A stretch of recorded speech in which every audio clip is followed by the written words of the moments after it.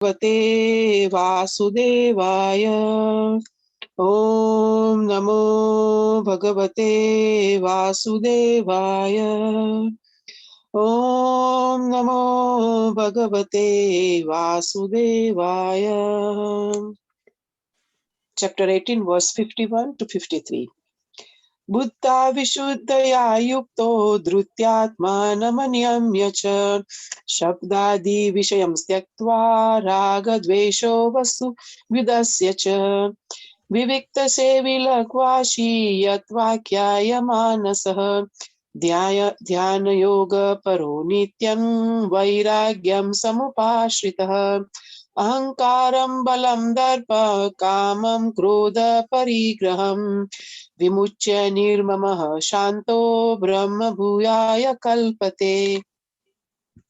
Being purified by his intelligence and controlling the mind with determination, giving up the objects of sense gratification, being freed from attachment and hatred, one who lives in a secluded place, who eats little, who controls his body, mind, and power of speech, who is always in trance, and who is detached, free from false ego, false strength, false pride, lust, anger, and acceptance of material things, free from false proprietorship, and peaceful, such a person is certainly elevated to the position of self realization.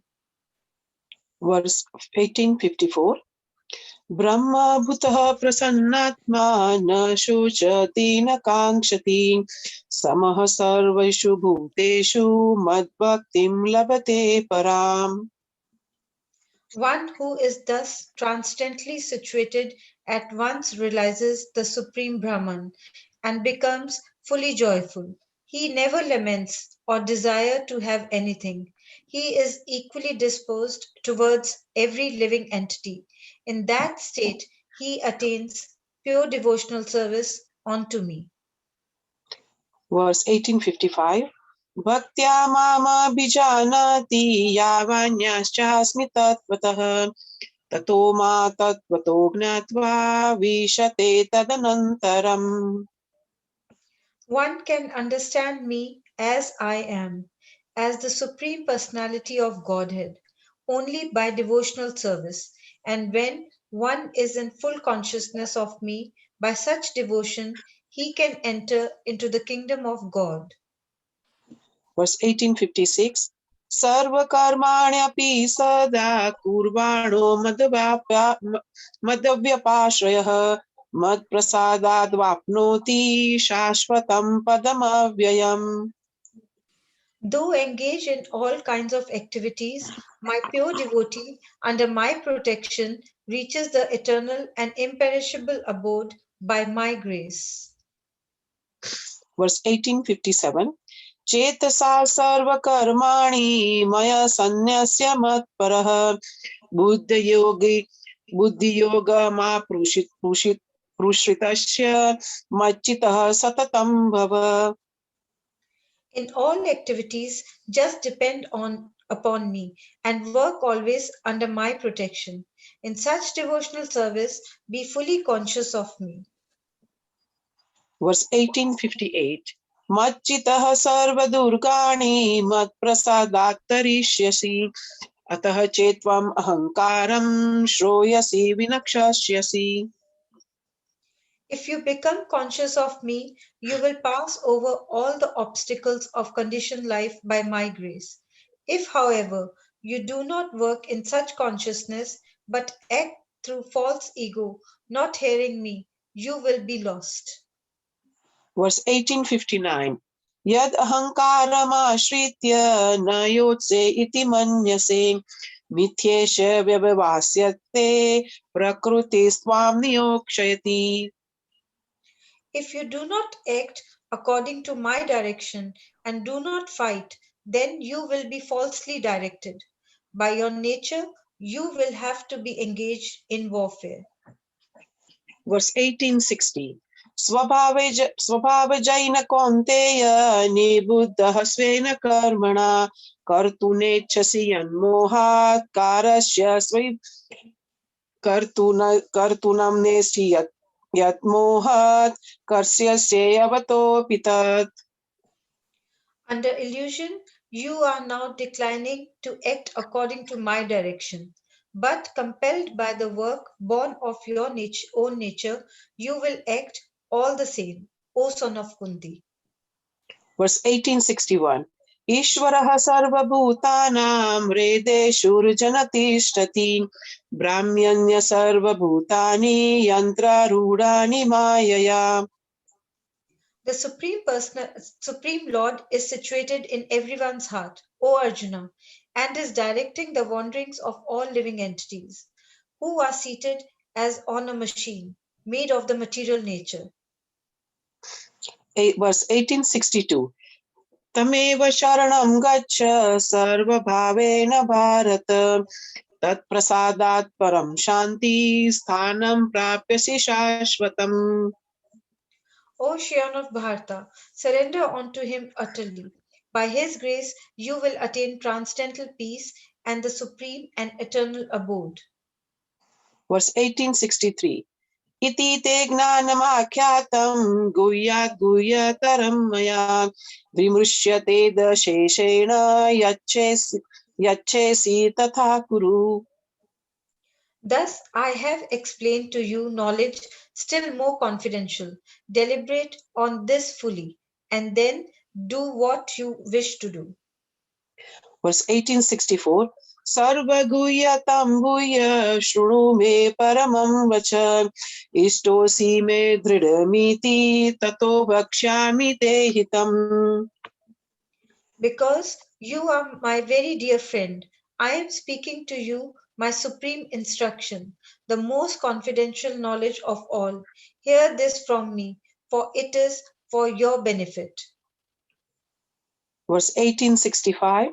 Manmana bhava madbhakto madhyaji namaskuru mame veshasi satyam te pratijane priyosi me. Always think of me, become my devotee, worship me, and offer your homage unto me. Thus you will come to me without fail. I promise you this because you are my very dear friend. Verse 1866. Sarvadharman parityajya mamekam sharanam vraja aham tvam sarva papebhyo moksha ishyami ma sushah. Abandon all varieties of religion and just surrender unto me. I shall deliver you from all sinful reactions. Do not fear. Verse 1867. Idam te na tapaskaya na bhaktaya kadachana na cha shushuve vacham na cha mayo bisab na cha shushuve vacham na cha mayo subhyasuyati. This confidential knowledge may never be explained to those who are not austere or devoted or engage in devotional service, nor to one who is envious of me. Verse 1868. Ya idam param guhyam madbhaktesya vidhasyati bhakti mai pura krutva mame vaishyatya sanshaya. For one who explained this supreme secret to the devotees, pure devotional service is guaranteed, and at the end he will come back to me. Verse 1869. Na cha tasman manusheshu kaschin me priya krutamah bhavita na cha me tasmad danya priya taro bhuvi. There is no servant in this world more dear to me than he, nor will there ever be one more dear. Verse 1870. Adyashyate cha ivam dharmyam samvadamavayo gnanayagnena tena hishmisht syamiti me matihi. And I declare that he who studies this sacred conversation of ours worship me by his intelligence. Verse 1871. Shraddhavanana suryascha shrunuyadapi yo naraha sopi mukta shubhaloka prapanyat punya karmanam. And one who listens with faith and without envy, becomes free from sinful reactions and attain to the auspicious planets where the pious dwells. Verse 1872. Kachiteturchutam partha tvekagrena chetasa kachid gnana sammoha prashtaste dhananjaya.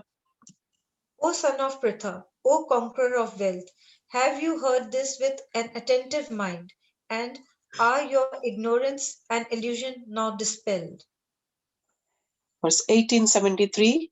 Nasto moha smritirlabdat vat prasadan maya yuchat sthitosmi gata sandeha karishet vachanam tava. Arjuna said, my dear Krishna, O infallible one, my illusion is now gone. I have regained my memory by your mercy. I am now firm and free from doubt, and I am prepared to act according to your instructions. Verse 1874.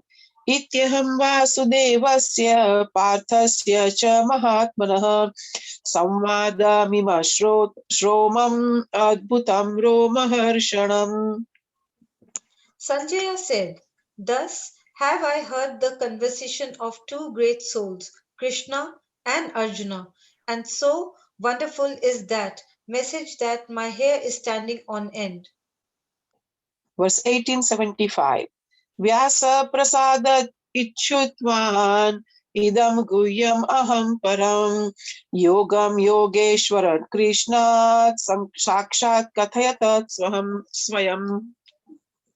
By the mercy of Vyasa, and I have heard these most confidential talk directly from the master of mysticism, Krishna, who was speaking personally to Arjuna. Verse 1876. Rajana sansmrutya samvada mimadbhutam keshavarjuno punyam rashyami charmuhur muhur. O king, as I repeatedly recall this wondrous and holy dialogues between Krishna and Arjuna, I take pleasure being thrilled at every moment. Verse 1877. Tacha sansmrutya rupam rutyadbhutam hare vismayo me maharajan rishyami cha puna puna. O king, as I remember the wonderful form of Lord Krishna, I am struck with wonder more and more, and I rejoice again and again. Verse 1878. Yatra yogeshwara krishno yatra parthordanurdharah tatra sri vijayor bhrutir durva nirtir manirte mama. Wherever there is Krishna, the master of all mystics, and wherever there is Arjun, the supreme archer, there will also certainly be opulence, victory, extraordinary power, and morality. That is my opinion. Om Tat Sat Sri Srimad Bhagavad-Gita Shu Upanishadsu Brahma Vidyaya Yoga Shastre Shri Krishna Arjuna Samvade Moksha Gnana Sanyas So Yagna Namo Ashtadashodhyaya. Hare Hare Krishna. Krishna. Please forgive my Hare Krishna. mistakes. Hare Krishna, Prabhuji. Hare Krishna. Hare Krishna, Prabhuta Mataji. Very nicely recited. Hare Krishna. Shavani Mataji, thank you very much for your lovely recitation also. So, welcome dear devotees to today's chat session. If anyone is joining us for the first time, a warm welcome to you. So we are continuing with our study and reading of the Bhagavad-Gita, chapter 18. Currently within ISKCON, there's a great sense of sadness. A pure Vaishnava, a very dear devotee in the entire ISKCON community is Grace Pankajangri Prabhu, who has been struck with COVID. He is about to leave his body, and it's a very sad moment, and also in another sense a joyful moment, because being such a pure Vaishnava, he is about to return back to is eternal Lord. So we'd like to dedicate this class and this session to him. Also this morning, my grandmother of 97 years old passed away. She was a very loving and giving person, and much of my life has been shaped by her, what she taught us and how she raised us. So I'd also like to dedicate this class to my grandmother, whose name was Chintamani. So we'll begin by reciting the Mangala Charanam prayers. So you could also recite behind muted mics together with us.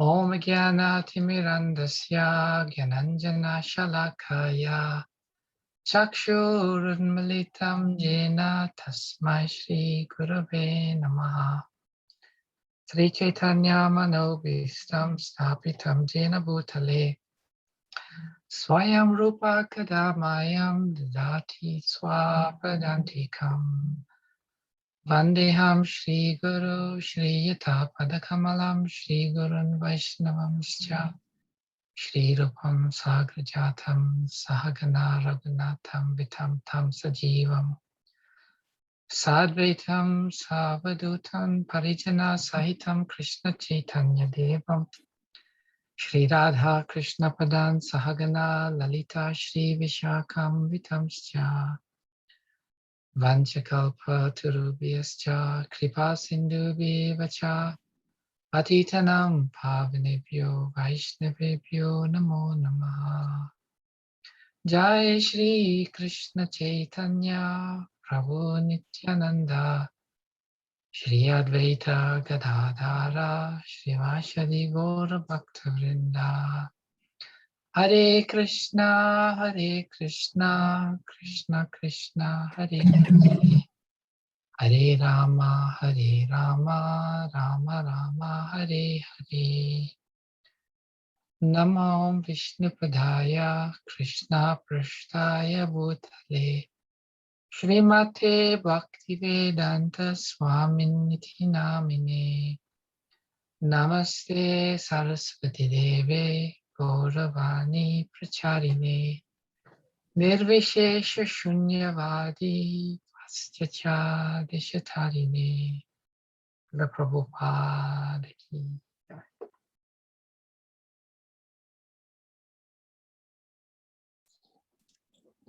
So today we are reading text number 70. This verse forms part of the section from text number 67 to 78, which explains the glories of studying and preaching Bhagavad-Gita. So text number 70. Ajasyate chaya imam dharmyam samvadam vadam avyayo jnana yajnena tenaham istahasyam iti me mati. Word for word synonyms. Ajasyate, will study. Cha, also. Ya, he who. Imam, this. Dharmayam, sacred. Samvadham, conversation. Avyayo, of ours. Jnana, of knowledge. Yagnena, by the sacrifice. Tena, by him. Aham, I. Istaha, worshipped. Syam, shall be. Iti, thus. Me, mine. Matihi, opinion. Translation. And I declare that he who studies the sacred conversation of ours worships me by his intelligence. So there's no purport to this verse. So we shall rely on other parts of Srila Prabhupada's teachings to guide us in today's discussion and understanding of this verse. So The Lord is saying in this verse that He is declaring. And when one makes a declaration, it's much more emphatic than just saying. So Krishna is declaring here. And he says, one who studies this sacred conversation, this meaning the Krishna-Arjuna Samvada, the conversation, this Bhagavad-Gita between Krishna and Arjuna. So one who studies the sacred conversation, what does Krishna say? Such a person is worshipping me by his intelligence. Very beautiful verse. So first, let us understand what Krishna is saying is worshipping me by his intelligence. We all know, as living entities within this material body, we have different faculties. Firstly, we have the gross material body, which is made up of earth, water, fire, air, and ether. And then we have the subtle body made out of mind, intelligence, and false ego. So in the purport to the Srimad Bhagavatam, 3rd canto, 26th chapter, 29th verse, this is the conversation between Lord Kapila and his mother Devahuti. Lord Kapila says, by transformation of the false ego in passion, intelligence takes birth. O virtuous lady, the functions of intelligence are to help in ascertaining the nature of objects when they come into view, and to help the senses. Purport by Srila Prabhupada. It's a short purport, but very insightful. Intelligence is the discriminating power to understand an object, and it helps the senses make choices. Therefore, intelligence is supposed to be the master of the senses.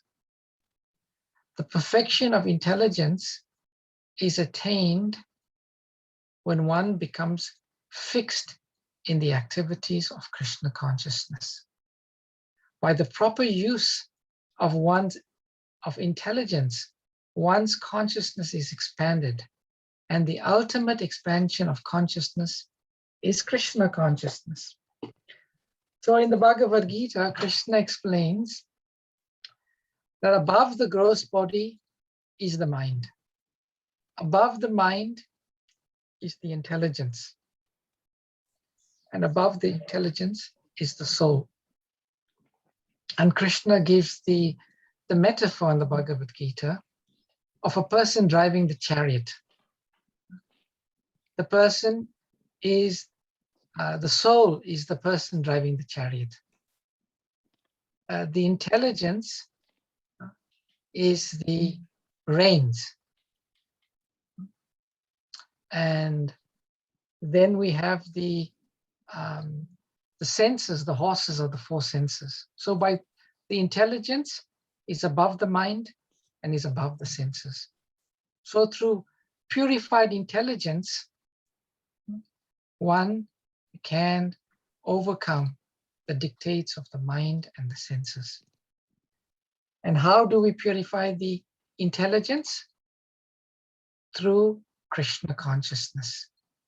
And Prabhupada is saying here, the intelligence is supposed to be the master of the senses. So we have to purify our intelligence. In material conditioned life, our intelligence is contaminated. And because our intelligence is contaminated, our sense of discrimination is warped. We do not know what is right, what is wrong.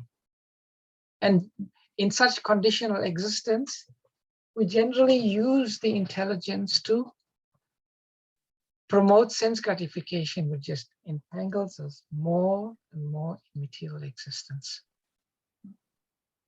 So that intelligence that we have has to be properly directed. So this is what we have to understand, and we'll discuss a bit further in this session today. The second point of significance is in the word samvada, which means conversation. So the Bhagavad-Gita is Krishna's teachings to Arjuna. And time again in the Bhagavad-Gita and in the Vedic scriptures, we are taught that Krishna and his words are non-different. And because Krishna and his words are non-different, his words are worshipable. Srila Prabhupada used to say that these books, they are like deities. They are deities and they are worshipable. If we take Bhagavad-Gita and we put Bhagavad-Gita on our altar and we do arati for the Bhagavad-Gita, that is considered to be a bona fide form of worship. So one way of worshipping the Bhagavad-Gita is the physical way of with dhup, deep, pushpa, with incense, ghee lamp and flower. That's one way of worshipping the Bhagavad-Gita. But here the Lord is revealing a second way by which we worship him, understanding that the Bhagavad-Gita is not different from him. We worship him by our intelligence when we study the Bhagavad-Gita. So this is something very significant for us to understand, meaning that whenever we come together like we are doing, and we have been doing for over 14 months now, I think, 14, 15 months. When we come together, we are actually performing worship of Krishna together, because we are applying our intelligence in studying and discussing the words of Krishna. So we should never ever consider this a less important activity, an activity that if I have time, I shall join. If I have time, I shall read Bhagavad-Gita. No. Worship, as Krishna says, man mana bhava mad bhakto, mam yaji mam namaskuru. That the devotee, we should worship him with full consciousness. So worshipping, studying Bhagavad-Gita is actual worship of Krishna. Srila Prabhupada explains this whole point in a beautiful talk in the Srimad Bhagavatam, on the second canto, first canto, second chapter, text number 17, where Srila Prabhupada says, so it is a fact that Lord Jesus Christ is present in his words, the Bible. Similarly, Krishna is present by his words. These personalities, either God or the Son of God, who come from the transcendental world, they keep their transcendental identity without being contaminated by this material world. That is their omnipotency. We are practiced to say that God is omnipotent. Now this is omnipotency. Omnipotency means that he is not different from his name, from his qualities, from his pastimes, from his instructions, everything. Therefore, the discussion of Bhagavad-Gita is as good as you are discussing certainly with Krishna. So there we have it, dear devotees. That this Bhagavad-Gita, being the words of Lord Krishna, is non-different from the Lord. And then Krishna says, worship. That one who studies this Bhagavad-Gita worships him with their intelligence. Now, what does it mean to worship? We were just discussing, you do arati, but the essence of worship is actually to execute, the English dictionary says, homage or dedication with full consciousness. Full consciousness means one is not doing an activity where the action is there and then the mind is somewhere else. For there to be full consciousness means the mind and the action need to be in unity. And that is what we call absorption in an activity or full meditation. That is what real worship means. Real worship does not mean doing 7 circles or just offering. Real worship is the consciousness. It is the act. That is what really makes it real worship. So it is interesting in this verse that Srila Prabhupada uses the word study. He does not even say read, but he says one needs to be studying.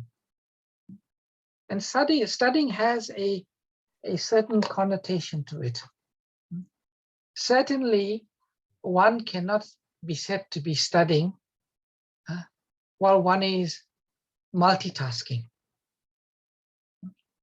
We may say we are studying, like sometimes I see my son, he's telling me he's studying, and I see he also has his phone with him. Then I go to say, Nilachal, what are you doing? He says, I'm studying. And I say, how can you be studying while you have your phone? And obviously you will say, oh, I'm also, what I'm studying is on my phone. Sometimes we have our doubts. I said, you can't do that. You can't do that. Studying means concentration, absorption. So in the same way, when we take the time and we make the effort to open up the Bhagavad-Gita and to look at the Bhagavad-Gita, we should not only see the words, we should see them, we should try to understand the meaning of the words. What is Lord Krishna is saying? What is his mood when he is saying this? And there should also be a prayer for revelation. Let me understand. Please let me understand.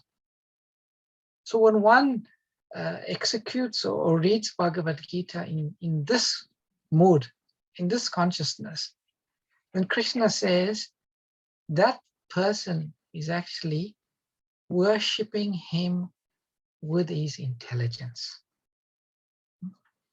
And it not only becomes just an act, it becomes a form of connection with the Supreme Personality of Godhead. So therefore, Krishna uses the word worships me. He worships me with his intelligence. Another important consideration in connection with this verse is that everything belongs to Krishna and should be used in Krishna's service. This is the meaning of Krishna consciousness. Material consciousness means everything belongs to me. This is my body. This is my time. This is my mind. This is my intelligence. And all of this should be used to give me pleasure. That is material consciousness. And Krishna consciousness simply means this body, this mind, this intelligence, it all belongs to Krishna. It is a manifestation of Krishna's energy. Therefore, we should use this in the service of Krishna. And this principle about how everything comes from Krishna is explained by Krishna himself in the 11th canto, where the Lord says, the function of the working senses, the organ of speech, the hands, the legs, the genitals, and the anus, and the functions of the knowledge-acquiring senses, the nose, the tongue, the eyes, the skin, and the ears, along with the functions of the subtle senses of mind, intelligence, consciousness, and false ego, as well as the function of the subtle pradhan and the interaction of three modes of material nature, should all be understood by my materially manifest form. In the Bhagavatam, it is explained that how the various aspects of material nature are a manifestation of Krishna's energy. So here we see the word intelligence. So we should dedicate our intelligence in the service of Krishna. And what should be the nature of that intelligence? Srila Prabhupada says intelligence means no doubts. But he says that in a very interesting context, and I'll read that. This is a talk on the Srimad Bhagavatam on the 3rd canto. The verse just what I read now, the 26th chapter, 30th verse. So the modern psychologists, they have divided the function of the mind. Function of the mind equals, according to my modern psychologists, feeling, willing, and then other subdivisions.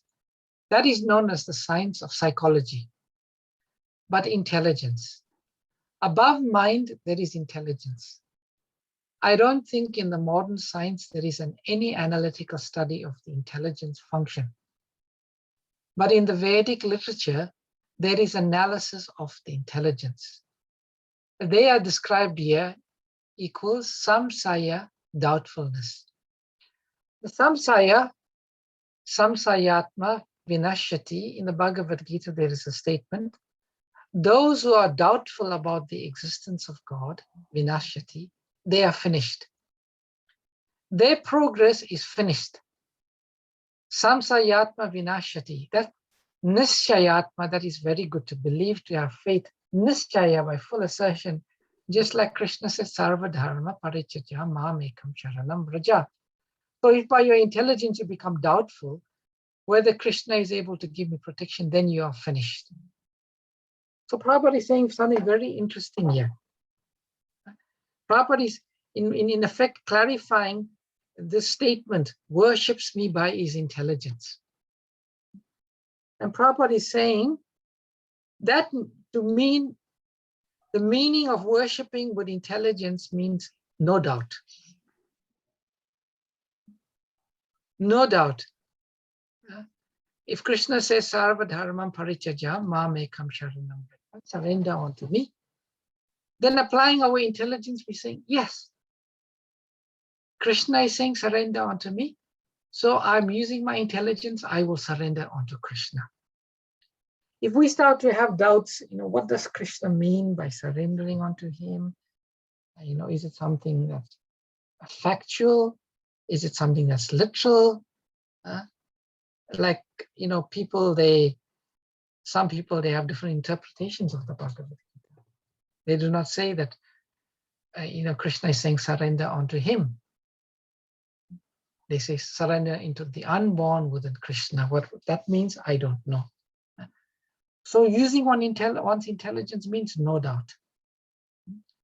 And Prabhupada gives a further insight into this verse, the following verse, text number 30. Doubt, misapprehension, correct apprehension, memory and sleep as determined by their different functions are said to be the distinct characteristics of intelligence. And in the purport, Srila Prabhupada explains, doubt is one of the important functions of intelligence. Blind acceptance of something does not give evidence of intelligence. Therefore, the word samsaya is very important. In order to cultivate intelligence, one should be doubtful in the beginning. But doubtful is not very favorable when information is received from the source. In Bhagavad-Gita, Krishna says, doubting the words of the authority is the cause of destruction. So Prabhupada says something very interesting. Prabhupada is saying it's not a blind following. Firstly, we read Bhagavad-Gita. We may have some questions. We may have some doubts.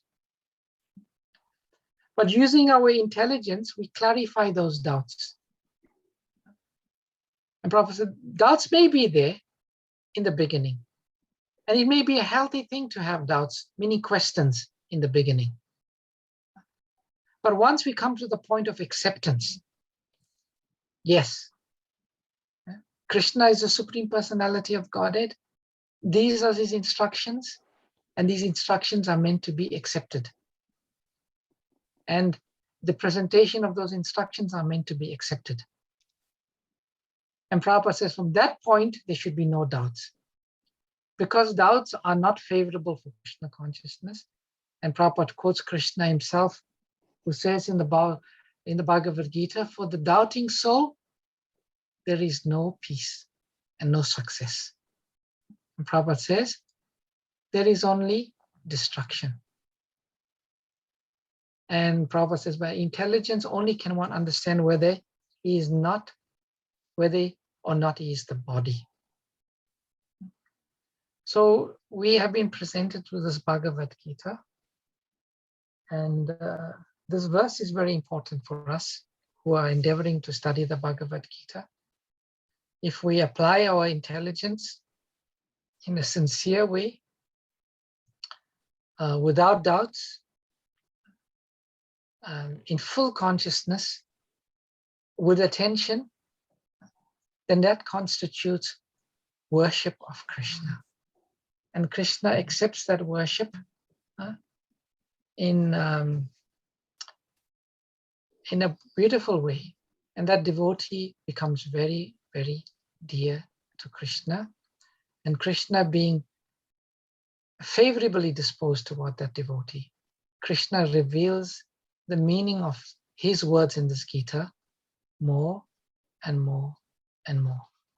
And in one sense, Srila Prabhupada says, Sankirtan means congregational chanting of the holy names.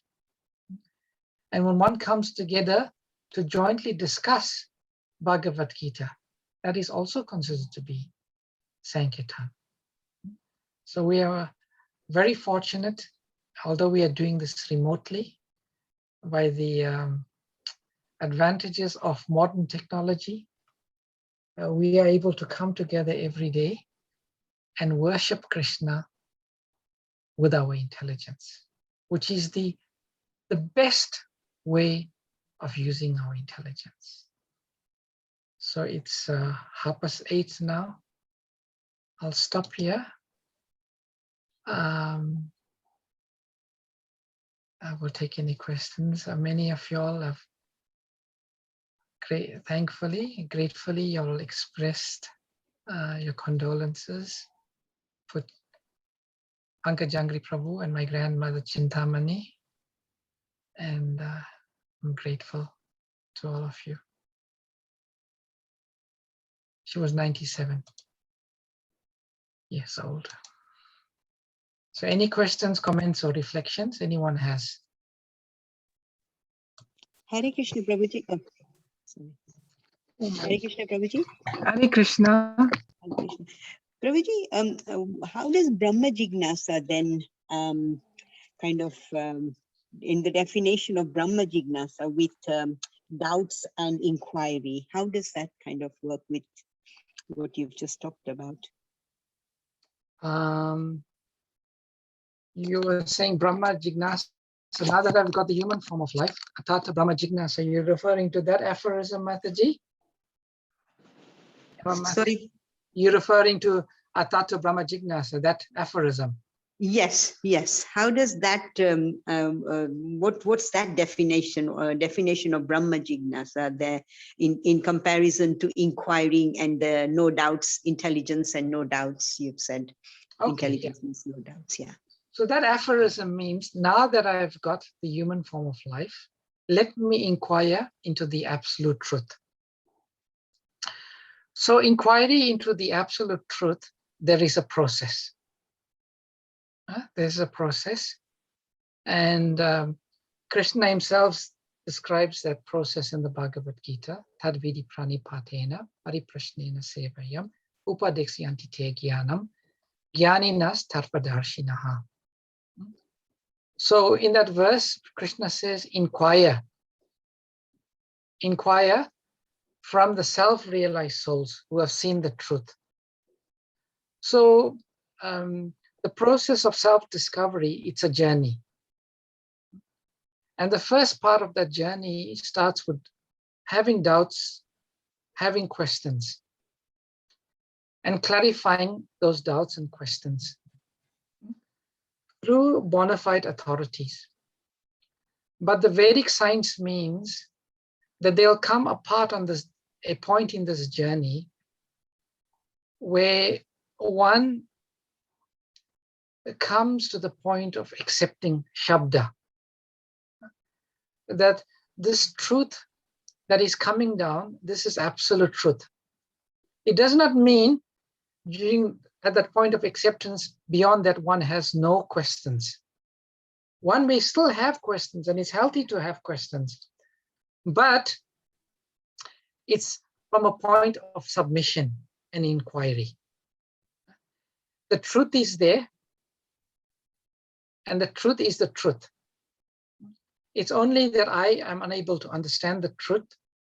This truth has not been revealed to me yet.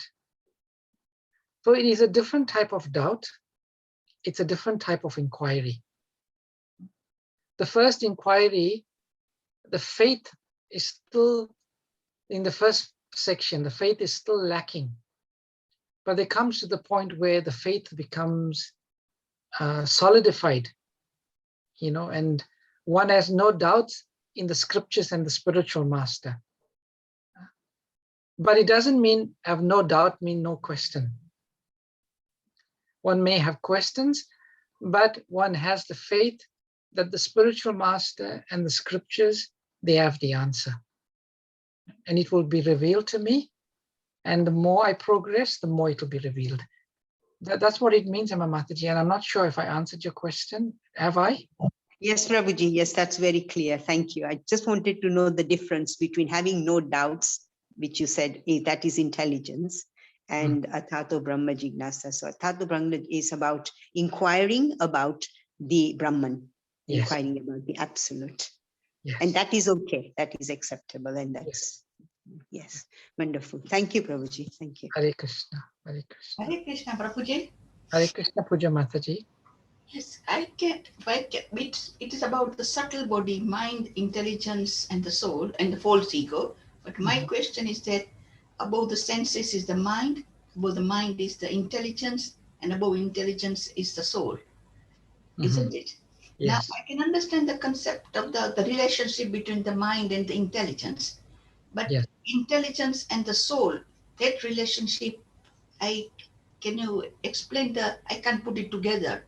Okay, Mataji. In one of the verses I showed today, it says, from false ego comes intelligence. Yes. And we know that intelligence and the mind is still material. It's subtle, but it's still material. Mm-hmm. So it is explained that when we fall from the spiritual world into the material world, the first thing that happens is we take on the false ego. False ego means we take on a different identity. And Krishna has explained there in the 11th canto, from the false ego mixed with the material mode of passion, because the moment you come into the material world, we come under the influence of the three modes of material nature. So when the false ego comes in contact with the mode of passion, according to the Lord, intelligence is manifested. And from the intelligence, mind.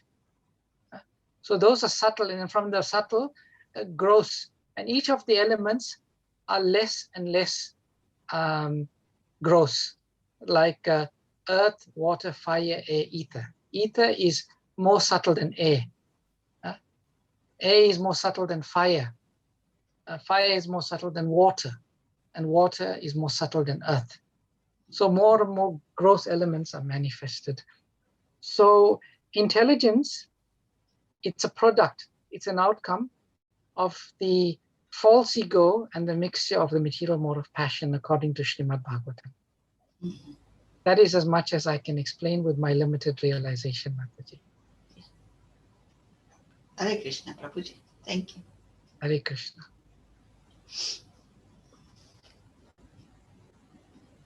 Hare Any- Krishna Prabhuji. Sorry. Hare Krishna Prabhuji. Mataji? My heartfelt condolences for your grandmother. Thank My humble obeisances to you.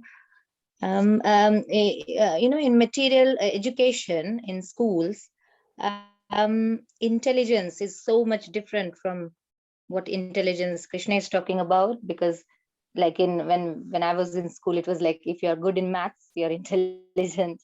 If you're good in science, it's intelligence. So nowadays it's about scientism, and scientism is like always be doubtful about the existence of God. So when children are taught like that for how many years, from say year 1 to year 12, if you see 12 years there, then higher education, so they are just God is like a very doubtful kind of big subject of, there is no existence of God. There is science is kind of progressing so fast, so believe in science and all those things. So it's the children are brainwashed for so long, and if they side by side they don't learn the scriptures, it's very sorry situation, because they will have doubts in the it's a doubt in the existence of God. And here we are learning that only God exists, everything is temporary, isn't it? It's temporary manifestation of forms, and God is the only real existence actually.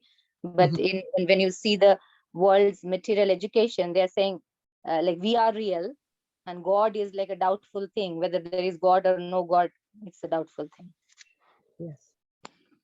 Yes, Prabhupada is saying modern civilization is misdirecting. Misdirecting because people are not being shown the proper use of the intelligence. They are being directed to use the intelligence to become more and more materially sophisticated. But we all know any amount of material sophistication is very temporary. Very temporary, and it cannot really bring one satisfaction, peace, and happiness. So modern civilization is misdirecting. You're so right, So as devotees of Krishna, we should go and help people to use the intelligence in the proper way. Prabhupada was not against people using modern technology, but it was just proper use of intelligence. Prabhupada used to say, he should encourage, he says, live a simple life. Get up in the morning, maybe have some work or some cottage industry where you work for a little while. The other day I read a nice story. The Prabhupada was saying that in his days he used to observe. There was a Brahmana and his wife.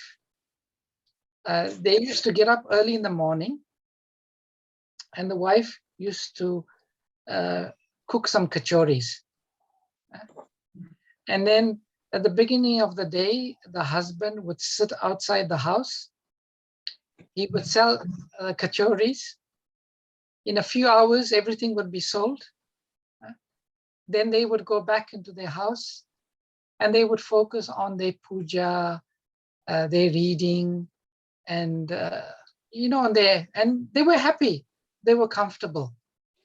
It was a very simple life, but everything, all needs were being met. And Prabhupada also says in some purport, in previous Vedic civilization, there used to be the situation where they used to have some cottage industry or some land and a cow. And they would work for a few hours, either on some cottage industry or the land. They will get sufficient produce or products to barter. And then the rest of the time, they used to focus on what is important in life. The person would just come out of his house, he'll go into his field. No traveling on a train for 2 hours there and 2 hours back. Prabhupada, in one lecture, he tells a story. There's one man, he used to travel 2 hours to work. He will get up in the morning. Early morning, he would take the train, he would go. He will come back in the evening, late at night. And his child would not see him in the morning because your child would be sleeping when you go to work. Come back in the evening, you would come back so late, the child would be sleeping. So one day, the child saw the father and asked the mother, who is this person, Mata? And the mother was saying, he's your father. And Prabhupada says, just see this modern civilization. It's a misuse of intelligence. It's a misuse of time.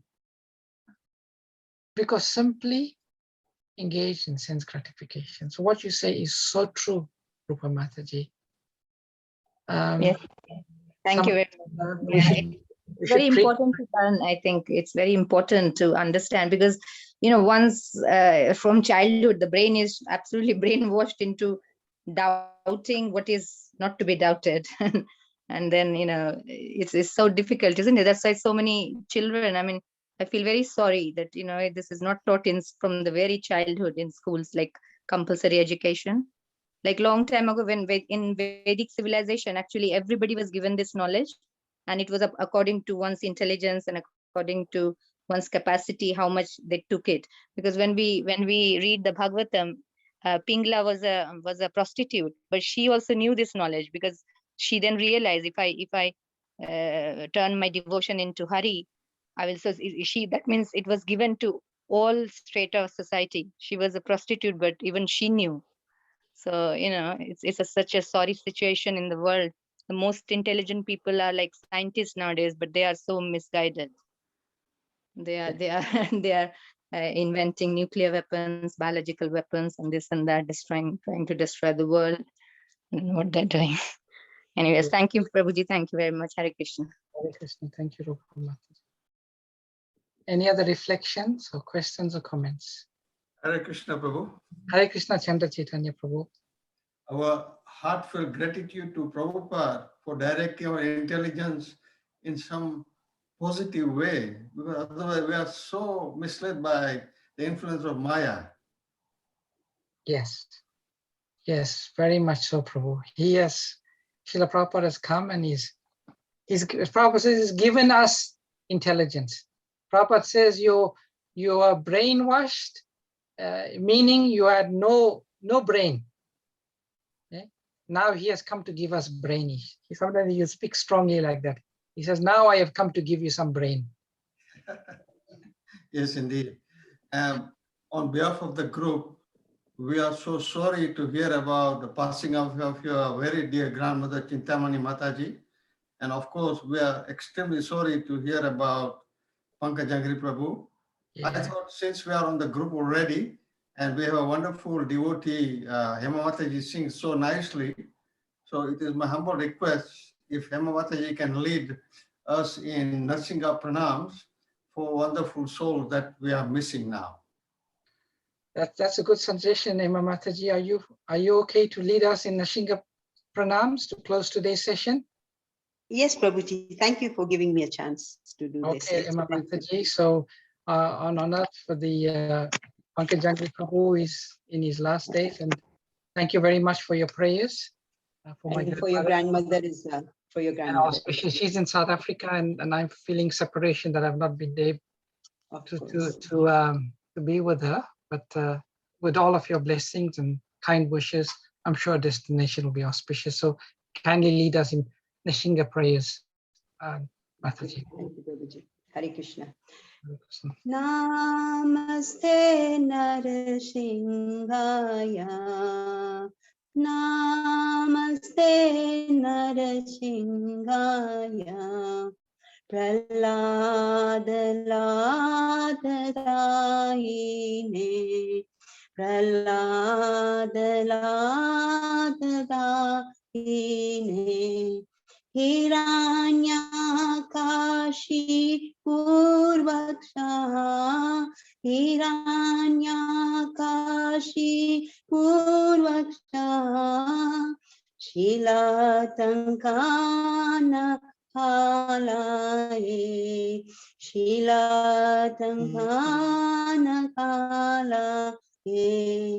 Pito Narsingho, Parato Narsingho, ito narsinho parato narsinho yato yato yami tato narsinho yato yato yami tato narsinho bahe narsinho hridaye narsinho bahe narsinho hridaye narsinho narsingham adim sharanam prapate narsingham adim sharanam prapate tava para kamala vare nakam adbhuta shinga dalita hiranyakashipu tanubringam keshavadrita narahari rupa jaya jagadish hare jaya jagadish hare tava para kamala vare nakam adbhuta shinga